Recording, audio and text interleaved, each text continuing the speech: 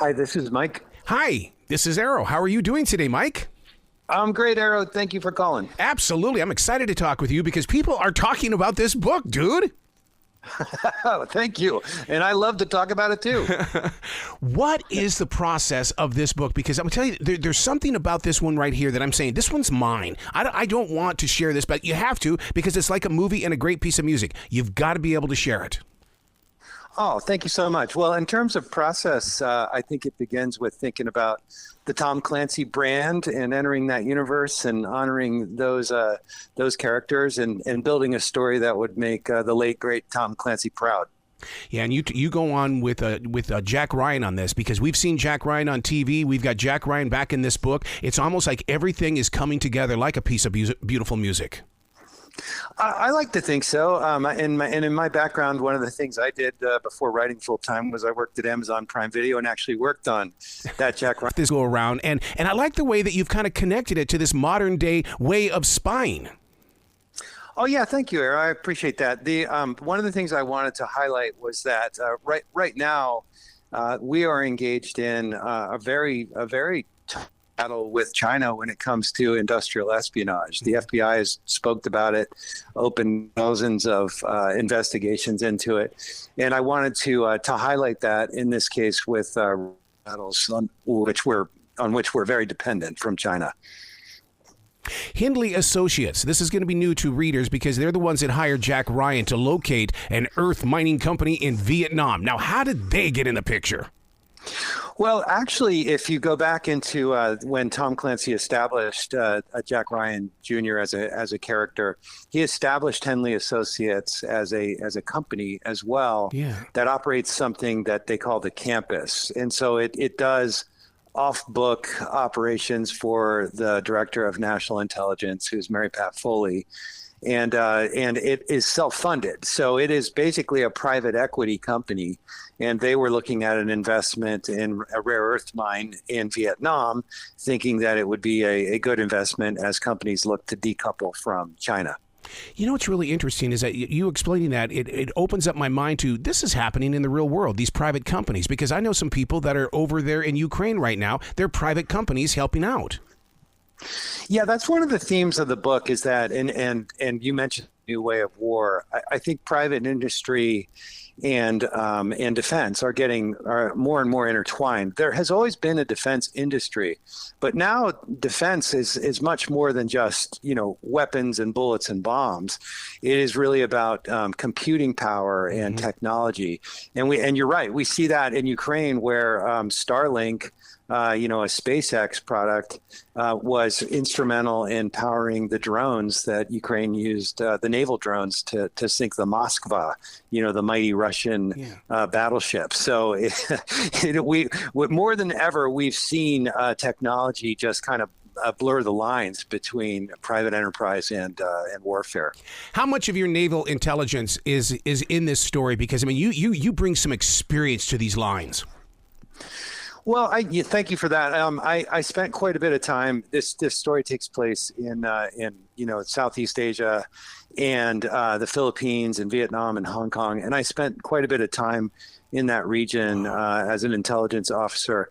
And one thing that I believe all good fiction has partly is about a mystery. Readers need to kind of keep going and guessing as to, hey, what's really behind this right up to the end. And through these characters, they unfold the mystery through intelligence agencies. And I do think my background there helps in terms of the resources they have available and the authenticity in terms of how that might really work. Teacher, sometimes, because there are things that I read in this book going, oh man, that's pretty interesting. I'm going to look this up on Google. Yeah, well, that's great to hear. I do think that Tom Clancy established this genre called techno thriller, and back in the 80s and 90s, that was a new thing, and using technology and showing readers like, hey, this is how this really works. So I wanted to put the techno back in techno thriller. I think my background in the tech industry helped a bit with that, but I never want to feel like a teacher. I want it to be very integral to the story. Yeah, because it to me, it's theater of the mind. That's what I love about your writing, is that I can see it while I'm reading it, and sometimes I have to go back to the paragraph and do it again because my picture didn't go right. Yeah, and that. But by the way, that is something that inspired me long ago as a kid when I was reading that theater of the mind. And I think today, with streaming media, there's so much content out there and so much competition for entertainment, just for eyeball share.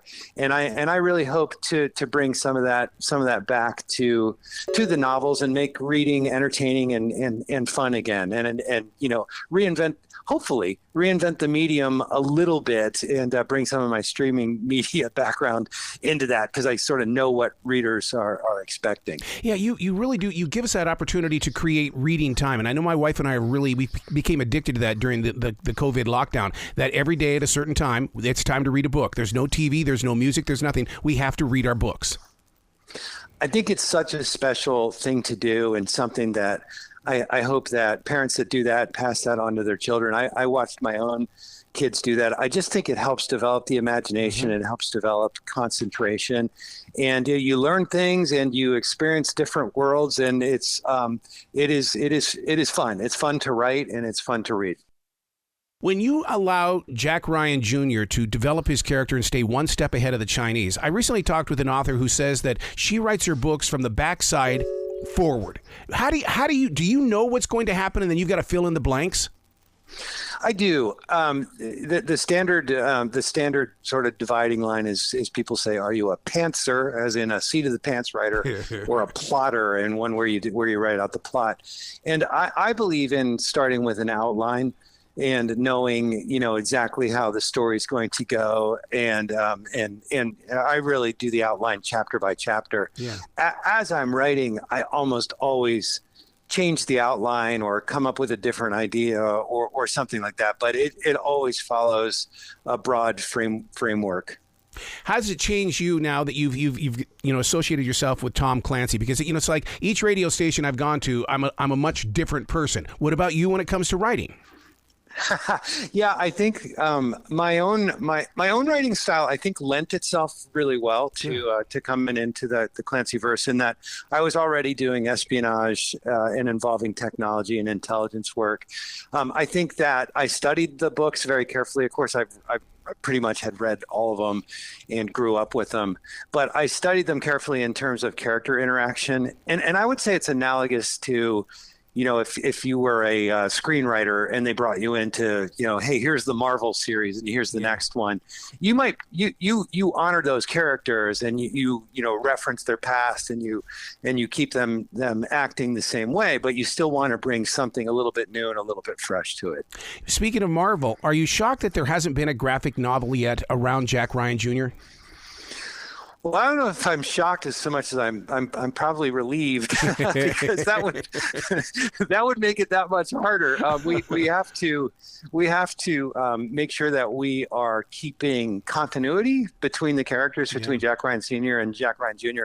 And there are 20 books out there, and so I was very careful to make sure that everything stayed in sync with previous works. How do you keep Jack Ryan Jr. from not aging out? Because we see that on television shows, but we're not seeing it on The Simpsons. It's still Bart Simpson. How are you keeping Jack Ryan Jr. at this age?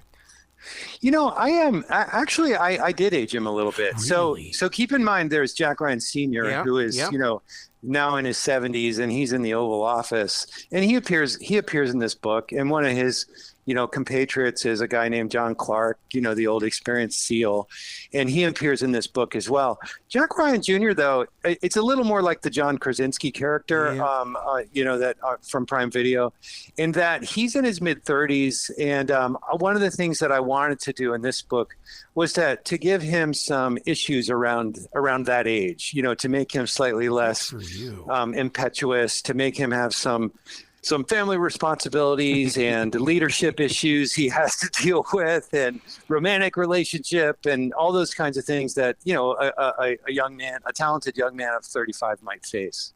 God, I would love to be a fly on the wall inside your writing space, because for you to even think about it like that, I mean, you've got to have one of those moments. It's like, I like it. I need to twist it here just a bit. Oh, for sure. And what I find is that if you can really develop your characterizations well, if you can get into the heads of those characters, that some of those twists emerge by themselves, because you can think, well, this guy wouldn't know that, and if he didn't know that, what might he do in error, right? Those kinds of things. And so for me, that's really, really fun. That's why I love the job. Wow. Where can people go to find out more about you, man? Because, and first of all, before I even go there, is it your voice on Audible, or did you have to get an actor? Yeah, I don't. Well, you can hear my voice. Yeah, I'm not qualified to do the good work that they do on Audible. So no, it's an actor, and I'm not that familiar with who did this one. I know in my other books, it was an actor named John Lindstrom in the Handler series, and I tell you, one of the funnest things that for me was my first book when it came out was going for a walk and listening to it on Audible and being just shocked, like, hey, I wrote this? See, and that's why I want listeners really to pick up writing. I mean, even if they don't get published, they can record their voice and just go for that walk, because there's something about hearing the human voice read what came from you.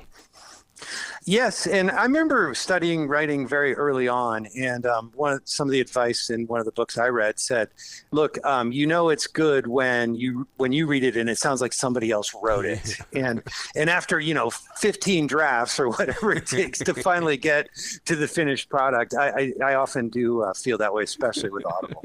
All right, where can people go to find out more about you, man? mpwoodward.com, and I'm on Facebook at MP_Woodward. Same with Instagram. Are there going to be any future Tom Clancy books with your name on it? Oh, heck yeah. One is the second one is already under wraps, and will come out in about 7 months. It's called Line of Demarcation, and I'm right now working on the third one, and it's a tremendous honor and privilege, and I'm just loving it. Oh, then I expect to talk to you in about 7 months. You better. Yeah, I hope so. Well, you be brilliant today, okay, sir? All right. Thank you, Arrow. It's been great to be on with you.